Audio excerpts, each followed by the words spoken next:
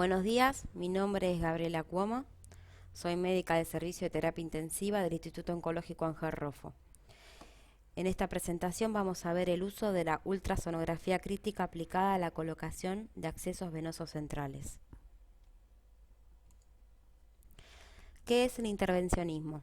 Son todos los procedimientos mínimamente invasivos que se realizan sobre el paciente dentro del área crítica, como por ejemplo la punción lumbar, la colocación de un acceso vascular central, la colocación de un acceso vascular periférico, y que son mucho más seguros y con mayor tasa de éxito cuando son guiados por ecografía. El propósito de esta clase es abocarnos a los accesos vasculares centrales. Las guías más actuales que tenemos para los accesos vasculares centrales son las guías de la AIUM, que es la sociedad que unifica a las personas que hacen ecografía en Estados Unidos y son de este año. Y lo que recomiendan es su uso siempre que esté disponible, ya que no tiene contraindicaciones. Igual hay una resistencia, sobre todo por parte de los residentes, a utilizar la ecografía en el 100% de los casos. En parte esto se debe a que muchas veces sentimos que debemos aprender a ciegas y en parte por desconocimientos de cómo realmente son las técnicas, ya que hay técnicas dinámicas y estáticas y no siempre es necesario realizar un procedimiento con una guía en tiempo real.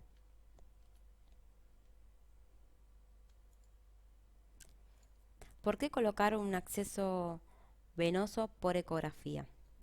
Tiene menos complicaciones como por ejemplo el hemotórax, el neumotórax, la punción arterial, la punción del nervio frénico, la punción del conducto torácico. Si bien la incidencia de estas dos últimas es baja, lo que se intenta con la ecografía es disminuir el número de las primeras. Tiene otra ventaja que la disminución de intentos por operador. En el año 2016 se realizó un estudio donde se generaron dos grupos de pacientes de 450 en cada uno, donde no se evidenció prácticamente ninguna complicación dentro del grupo donde se utilizó el ultrasonido. Y en el grupo donde se utilizaron reparos anatómicos, tuvieron las complicaciones habituales de las punciones a ciegas, el hematoma, la punción carotidia, el neumotórax y el hemotórax.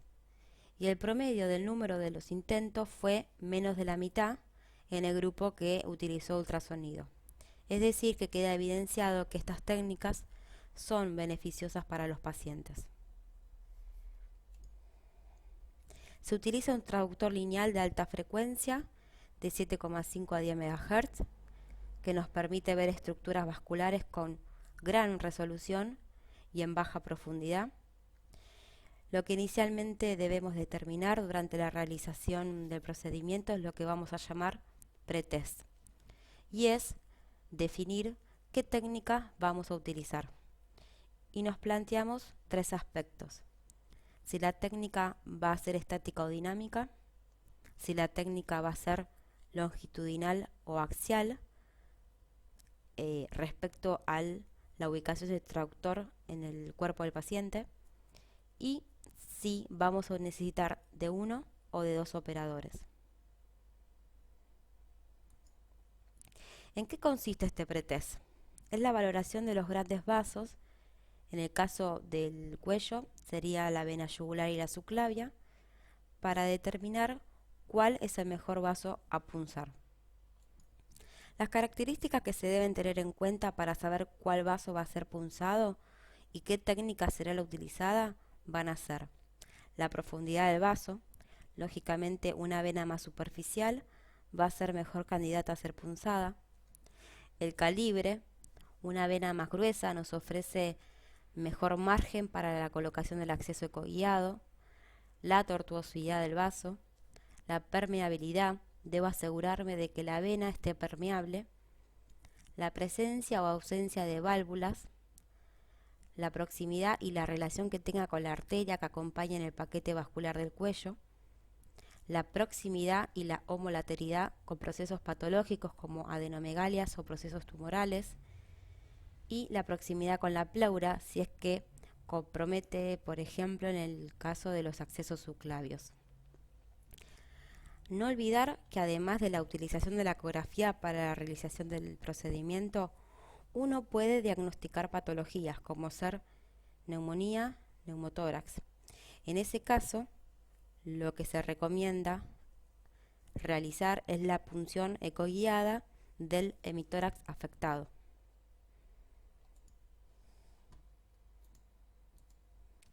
En estas imágenes se muestra la distribución de la arteria carótida y de la vena yugular.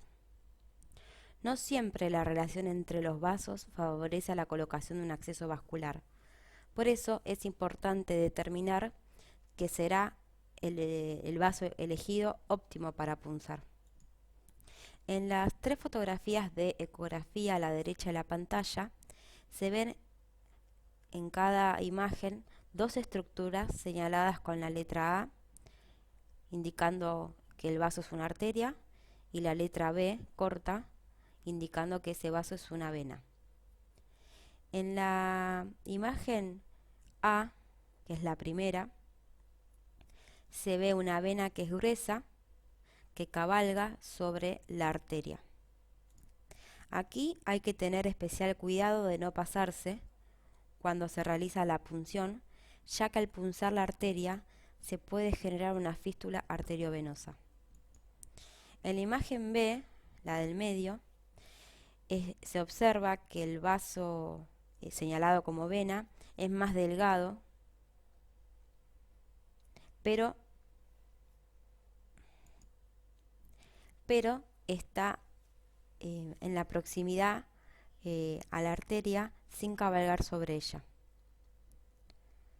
En la última imagen, la vena y la arteria están completamente separadas, dando un mejor contexto, ya que en esta situación es más difícil punzar la arteria.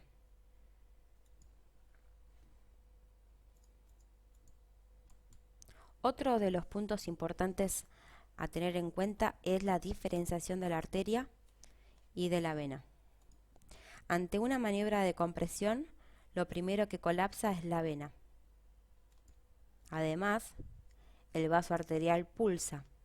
Y por último, utilizando la herramienta Doppler, que arroja dos tipos de patrones de flujo, por ejemplo, como se visualiza en la imagen A, en donde hay un patrón de flujo con curvas que ascienden y descienden, que es un patrón de flujo bifásico, que es característico de las arterias. Y en la figura B se visualiza un patrón de curva por debajo de la línea de base. Es un patrón que se aleja del Doppler. Es característico de los vasos venosos. Todos estos aspectos que acabo de nombrar nos sirven para poder hacer la diferenciación. Continuamos. Tenemos que recordar que es de especial atención en la presencia de los trombos. En la imagen de la izquierda se observa una estructura vascular con una imagen hipoecoica en su centro, y en la imagen de la derecha se realiza la maniobra de compresión, que es útil para descartar trombos a nivel del lugar donde vamos a punzar. Continuamos viendo, en este caso, una imagen con una visualización. En este caso voy a ingresar el cursor de la computadora para señalar que esta es la línea pleural y esta es la sombra acústica que hace la clavícula. En este caso vemos dos vasos, vena subclavia y arteria subclavia. En el caso de un acceso central subclavio. Cuando hacemos una vía central ecoguiada nos ubicamos en el tercio externo de la clavícula con el transductor de forma longitudinal, que significa que acompaña el eje del cuerpo, con la muesca orientada hacia cefálico del paciente. teniendo en cuenta que punzaremos a este nivel la vena axilar. En este caso usaremos como referencia la cabeza del paciente, que está hacia la izquierda de la pantalla, y los pies hacia la derecha de la pantalla. Lo que arriba se observa es lo más superficial o cercano al transductor, que es el tejido subcutáneo, músculo y grasa, y lo más profundo que se ve en la pantalla es lo más lejano del transductor, que sería lo más cercano del colchón. A este nivel entonces veremos los vasos subclavios, porque estamos en el tercio externo de la clavícula, la arteria subclavia y la vena subclavia, y a la derecha una imagen hiperecoica, que es la línea pleural. Si estuviera en modo dinámico esta imagen, podríamos observar el deslizamiento entre las pleuras de la membrana pleural y el momento en cómo asciende y desciende la membrana pleural en cada ciclo respiratorio. Este reparo anatómico es de suma importancia, ya que debemos tener en cuenta la presencia de la membrana pleural para evitar punzarla. Se hará compresión para descartar que haya un trombo en el vaso a punzar, y utilizaremos la herramienta Doppler para ayudarnos a diferenciar la arteria de la vena.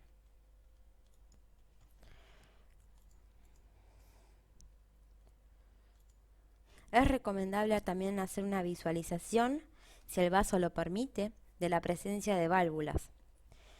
Estas muchas veces no nos dejan progresar la cuerda de piano o el catéter, por lo que siempre que sea posible su visualización, es preferible evitar el uso de ese vaso.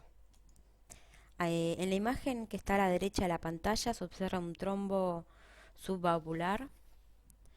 En este caso también evitar el uso de este vaso hará que no se corran riesgos de que se pueda desprender el trombo.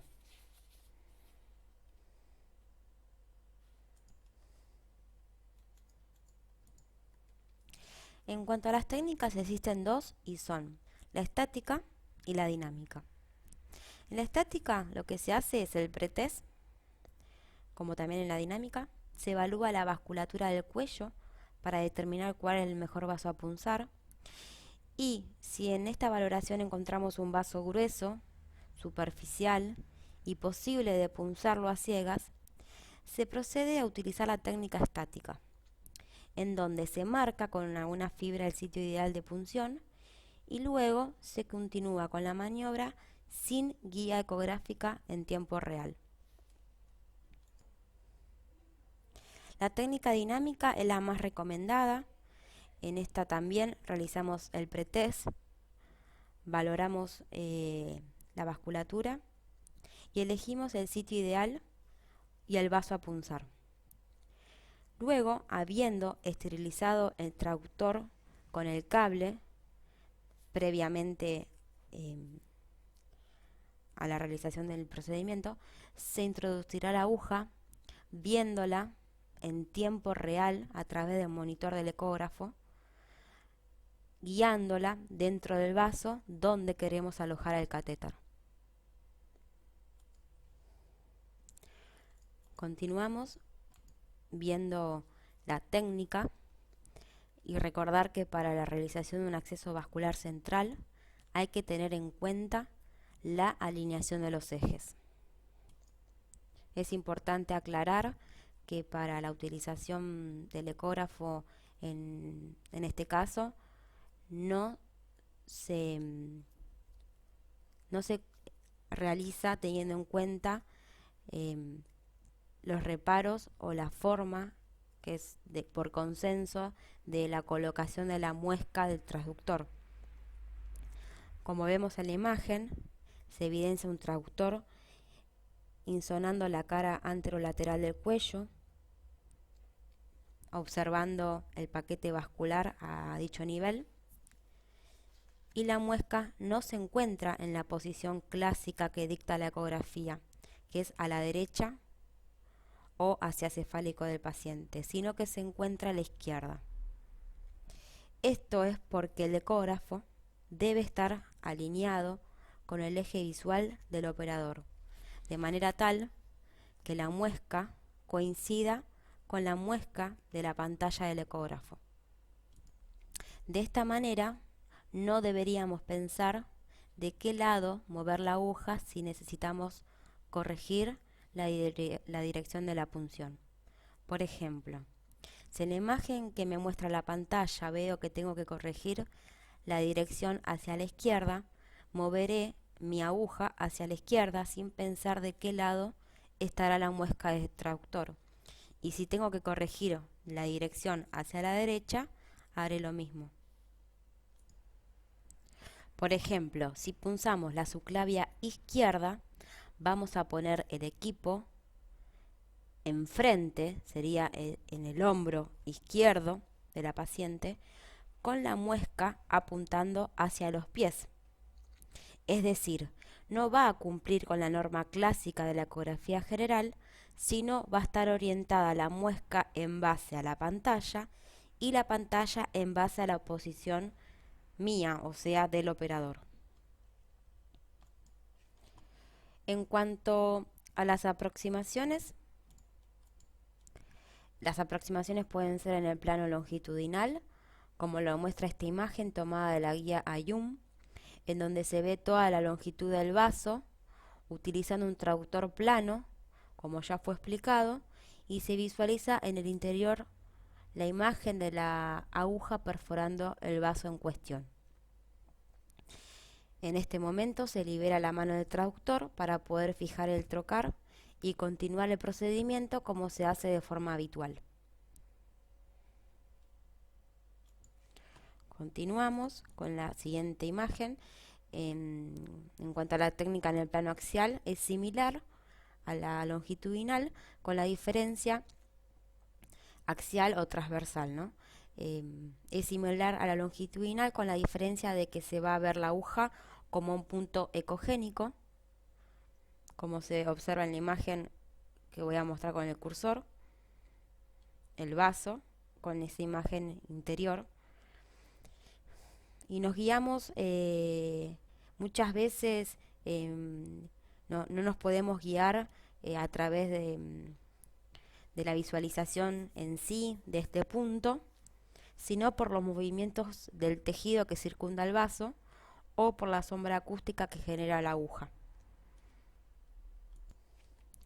Vamos a mostrar lo que es el signo de la diana. En el plano axial o transversal se ve cómo la punta de la aguja se aproxima al vaso hasta que se observa en su interior. En ese momento se observa el signo de la diana, en donde tenemos la seguridad de que la aguja está de forma intraluminal, en donde nos detendremos en el avance y continuaremos con la progresión de la cuerda de piano. En cuanto a la preparación aséptica, la punta de la sonda debe estar estéril. En nuestros medios frecuentemente utilizamos camisolines y guantes estériles. También están descritas las técnicas con Tegader o cobertores de los endoscopios, aunque estas son más caras. Se utiliza la manga de camisolín para desplazar el cable y el guante para colocar en la punta del traductor. Del lado en que contacta con la sonda se utiliza cualquier material líquido no estéril, y del lado de afuera, que contacta con la piel del paciente, debe ser un líquido estéril. Es importante tener en cuenta los cuidados del uso de la sonda. No se debe aplicar cualquier líquido antiséptico, como por ejemplo el alcohol, porque puede deteriorar secándola, o líquidos iodados porque la manchan. Por último, diremos que no hay una preferencia sobre la técnica con uno o dos operadores, aunque la técnica de dos operadores, si se cuenta con el personal disponible, tiene la ventaja de no requerir la coordinación ojos-mano cuando se utiliza la técnica dinámica, sobre todo en personal que no está bien entrenado o que está en curva de aprendizaje. Para el control de la posición de la vía está descripta la prueba de burbuja, donde se carga 1 centímetro de aire y 9 centímetros de solución fisiológica. Se bate y se infunde a través del catéter visualizando las cavidades derechas cardíacas. Si se produce un cambio hacia más ecogénico, de forma inmediata, se sospecha que el catéter está bien emplazado. Si en cambio tiene un retraso en el cambio de imagen en la pantalla del ecógrafo o no hay cambio, se puede sospechar que está mal emplazado. Igualmente sigue siendo preferible la radiografía de tórax de frente.